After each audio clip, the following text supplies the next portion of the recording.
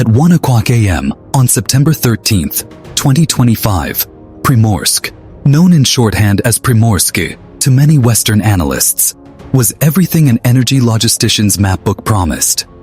A knot of steel, pipelines, loading berths, and cranes, humming with the quiet violence of modern commerce.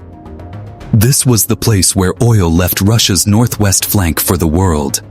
Europe, China, distant refineries that would turn black crude into fuel, plastics, and profit.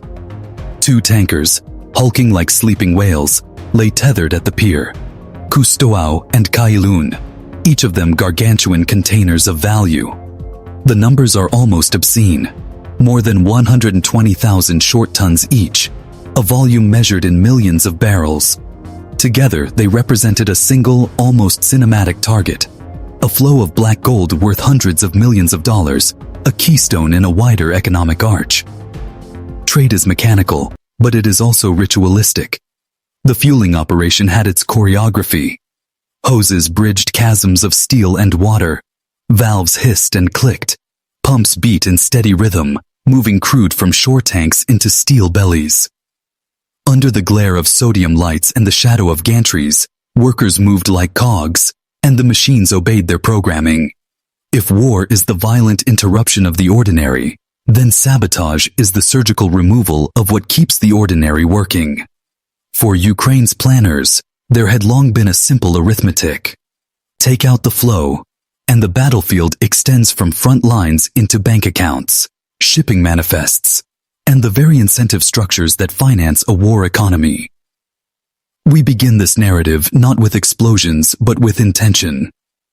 In the weeks and months before, analysts had traced the vulnerabilities, supply routes, pipeline choke points, loading schedules, the security protocols and gaps. Attack planning in modern conflict is as much about logistics as it is about weaponry. The target selection was meticulous, not simply to cause damage, but to break confidence, to force a recalculation of the costs and benefits of continuing a particular economic practice. Primorsk was a linchpin. Strike it, and you cut one of Russia's major arteries. On that night, beneath cold salt air and an indifferent moon, Ukraine launched its plan. The first actors in this drama were small in physical scale, but vast in consequence. Lyot 96 UAVs, compact, low-cost, and fitted with a new generation of guidance packages and warheads. These platforms had been iterated, modified, and trained on simulated runs until the flight profiles were nearly instinct. Each carried a warhead of roughly 65 pounds of PBX-12, an advanced thermoplastic polymer explosive chosen for its penetration and stability. Small compared to a ballistic missile's payload, but optimized for precision and chain reactions when delivered to vulnerable nodes. The launch itself had the tone of a clockwork mechanism. From a covert site in northern Ukraine, UAVs took off every 10 seconds. The imagery of that sequence, one then another, is crucial. 40-plus aircraft forming up, flying in disciplined intervals, is not some chaotic swarm, but a surgical tool. A formation configured into three principal axes designed to divide attention and disperse risk. Center, east, west. Each route followed distinct corridors, each chosen to exploit gaps in radar coverage, to avoid known air defense clusters, and to maximize the chances that at least a portion of the formation would reach its target. But even a perfectly chosen route can be undone by electronic warfare. Modern air defense is not only kinetic, it is electromagnetic. Here, Ukraine's planners brought a tight, layered response. The swarm itself was steered by a platform called Skynode S, an onboard, low-level artificial intelligence integrating computer vision, high-resolution infrared sensors, and preloaded digital terrain maps. This allowed the UAVs to navigate using environmental features, power lines, transmission towers, river contours, rather than GPS signals that might be jammed. The aircraft emitted no radio chatter. They were ghosts in the EM spectrum. The system's autonomy reduced the attack's signature, and increased its survivability. The next layer of cunning was orbital. 7 minutes into the flight, while commanders and technicians watched consoles and instrument panels, a Ukrainian low Earth orbit reconnaissance satellite was rolled into active service. This was no ordinary spy craft. It carried a false reflection module designed to create a cloud of spurious radar returns, an electronic confetti meant to overwhelm and misdirect the defensive nets. Over the next several minutes, radar arrays from Podsnuk to Nebo M processed dozens of false contacts, painted blips that suggested a large, coordinated package incoming from the northwest. Commanders saw red on their screens. Operators poured effort into tracking and intercepting what, in their eyes, was a larger threat. This electronic cloud matters because it buys time and space. As Russian radars wrestled with phantom echoes, 40 real Lyot-96s slipped into the low sky, hugging terrain and flying under coverage. The orbital jamming and the Skynode navigation system were complementary. One made the defenders look in the wrong place. The other made the attackers invisible when they moved. This is modern asymmetry, cheap platforms, smart software, and a layered deception strategy that mutates the defender's strengths into liabilities. The human element in this story cannot be neglected. Night after night, planners sit in dim rooms, fingers moving across maps and screens, drinking stale coffee, thinking about contingencies. On the Russian side, the duty officers at radar stations and air defense batteries are trained to interpret a dozen signals under stress. Migratory birds, atmospheric clutter, enemy aircraft. The script on that night shows how human judgment, rushed and bounded by procedure, can be manipulated by the subtle engineering of uncertainty. 5 of the Ukrainian UAVs voluntarily became bait. They changed course, deployed radar reflective panels, switched on transmitters that simulated a very dangerous radar cross-section, and climbed high. These decoys, sacrificial, pre-programmed, made Russian radars chase a different ghost. The Pantsir and S-400 batteries responded. Missiles were launched. The air lit up with the costliest defensive reactions, while the main body of the swarm slipped, silent and low, toward Primorsk. To understand this part of the story is to recognize how offense and defense are in a constant conversation. One of probing, responding, and counter-probing. The Russians had layered systems, Pantsir S-1s, S-400s, long-range radars, designed to create a bubble of deterrence. But every system has a logic and a threshold. The decoy strike stretched that logic to its limits, forcing the defenders to expend their most lethal responses on illusions while the actual threat advanced through the seams. As dawn thinned the night sky, the formation closed, less than 100 miles from Primorsk. The port's normal rhythms continued to beat. Valves, pumps, cranes. But, within the operations center, things that were routine in the hours before suddenly took on the shape of crisis. The UAVs were not merely target markers on a screen. They were small machines with mission software, each an independent actor, but synced to a broader algorithmic mind. They were inside the defender's decision loop. They were, in many respects, the first instrument of a new kind of warfare. Distributed, adaptive, and profoundly cheap. This opening chapter, then, is not just about technology. It is about a shift in the moral economy of war. Precision and automation mean that a handful of relatively affordable platforms can do strategic-level damage.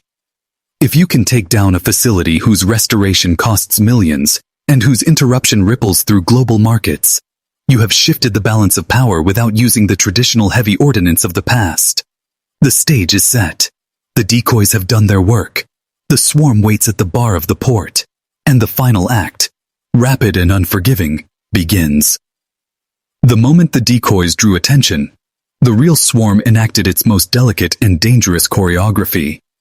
50 yards above the water, amid the scent of salt and spilled crude, Lyot-96s rode thermals of deception and ran an invisible GPS-free path toward Primorsk. This was not a simple flocking behavior, but an orchestration of independent agents operating under a unified tactical doctrine. Each UAV matched its neighbors in speed and bearing, while retaining enough autonomy to adjust for new data. An interplay of central strategy and local adaptability that makes swarms resilient.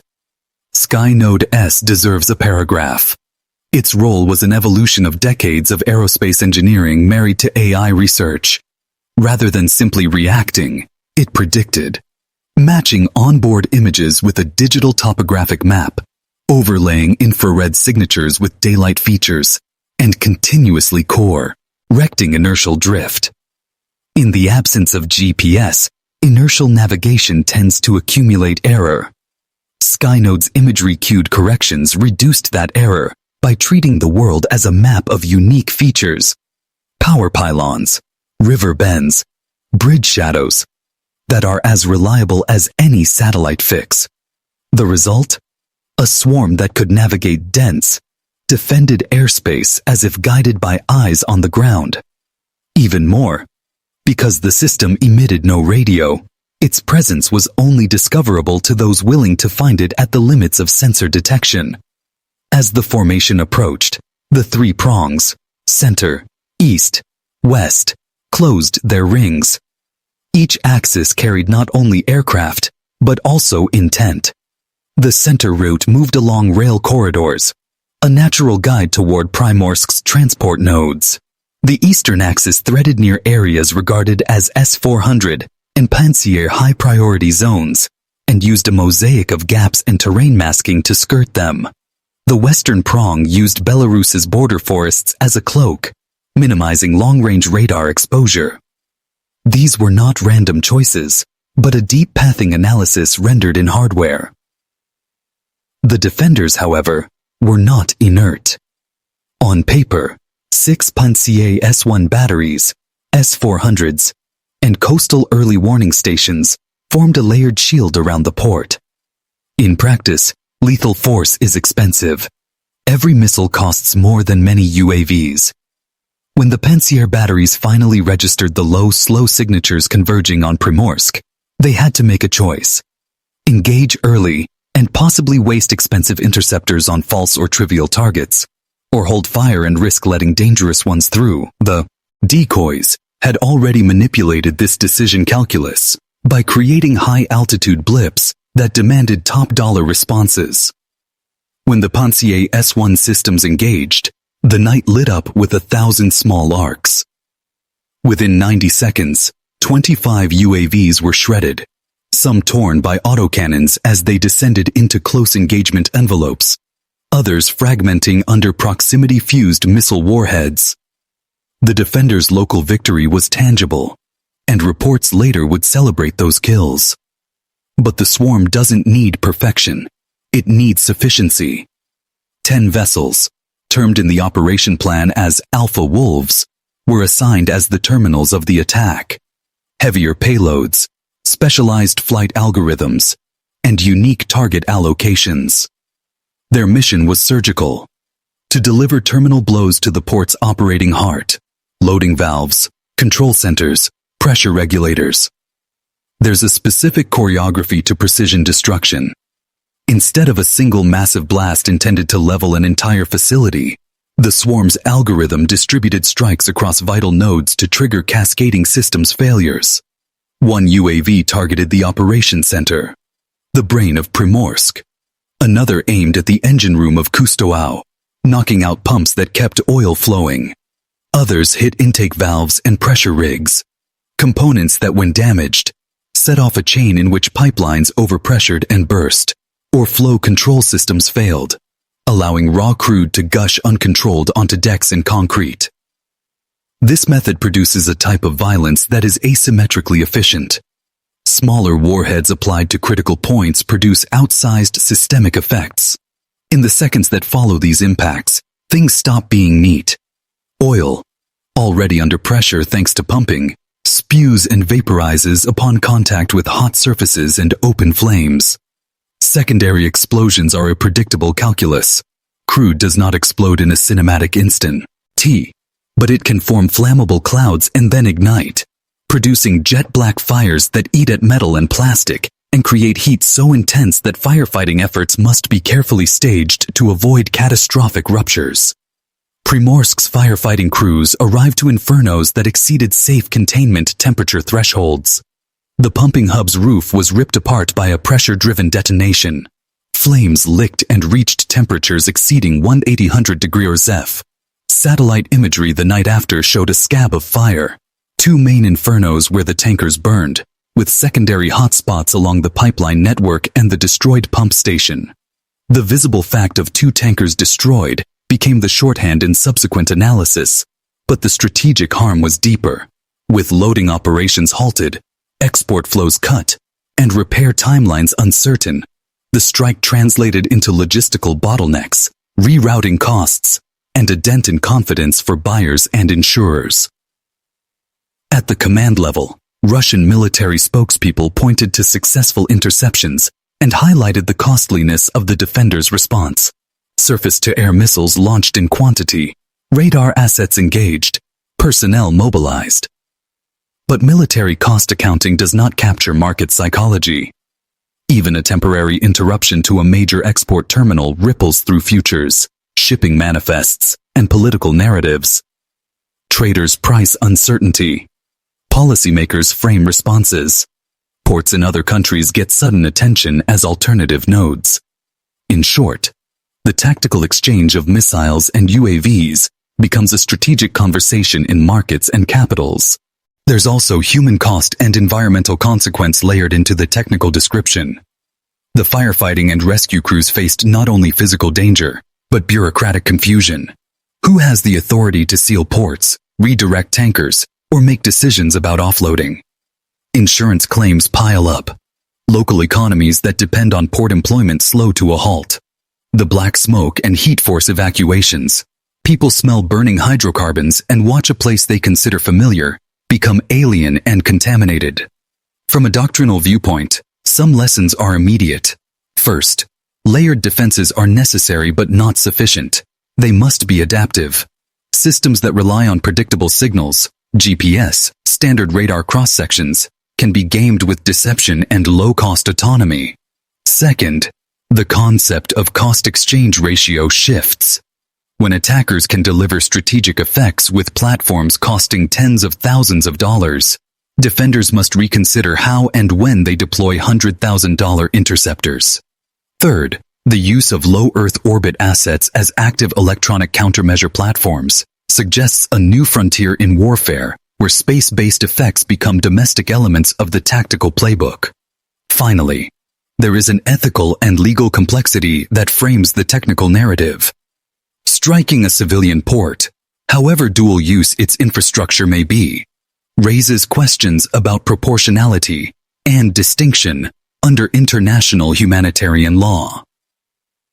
When critical economic infrastructure is clearly linked to war finance, it becomes a military objective and the legal calculus changes.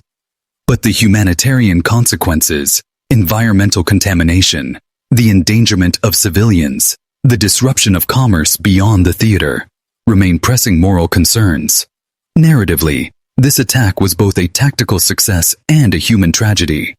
An elegant execution of modern drone warfare that cannot be understood without acknowledging its collateral reality. When the last ember cooled and investigators began to patch together events, Primorsk remained a scar on the map. 2 tankers reduced to twisted metal, a pump station obliterated, and the port's network of loading lines severed. Russia's Ministry of Defense, in a carefully worded statement, claimed its defenses had neutralized the majority of the threat. Analysts and geolocation specialists, however, in the hours and days that followed, used satellite imagery, thermal overlays, and on-the-ground reporting to confirm a different picture. Damage significant enough to halt exports through the port for an extended period. The immediate economic effects are concrete. Primorsk had been moving hundreds of thousands of barrels depending on its configuration. When those flows stop, buyers scramble for alternatives. Tankers are rerouted. Customers demand clarity from sellers. Insurers reevaluate risk premiums. Markets respond not merely to destruction, but to uncertainty. and uncertainty is often a greater market mover than even the physical loss itself.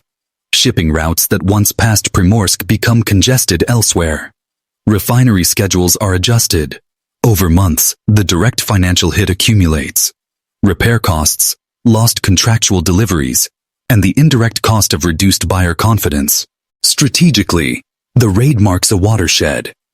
Ukraine's use of affordable UAVs, integrated AI navigation, and electronic countermeasures demonstrates that traditional hierarchies of military might can be inverted by innovation. A well-planned, low-cost operation produced systemic effects that would, a decade earlier, have required aircraft carriers or cruise missile barrages. This is the democratization of destructive power, not in the political sense of distribution of rights, but in the tactical accessibility of strategic effect. Countermeasures and doctrinal changes follow. For defenders, the calculus will be to invest in not only better detection, but also in more adaptive, redundant control systems. Hardening control centers, decentralizing command and control networks, and adding passive defenses, such as better physical protection for valves and pressure systems, can reduce vulnerability. Moreover, layered detection must evolve. Sensors that detect optical, infrared and acoustic signatures in concert, and algorithms that can differentiate between real and false returns will be prioritized. But every defensive adaptation breeds a new offensive response. If GPS-independent navigation and imagery matching are successful, defenders will pursue means to obscure terrain features, deploy decoy infrastructure, or saturate the visual environment with noise. If low-cost UAVs become decisive, the arms market will see a spike in both counter-UAV systems and in more advanced autonomous platforms. The strategic landscape will be characterized by rapid innovation and equally rapid counter-innovation. There are geopolitical reverberations as well. Attacks that meaningfully disrupt a country's export capability can produce diplomatic feedback, sanctions, escalatory rhetoric, and shifts in alliances. The ambiguity surrounding attribution, the blurred line between military and economic targets and the cross-border nature of the assets, satellites, launch sites, transit corridors, mean that responses will vary in intensity and modality. Some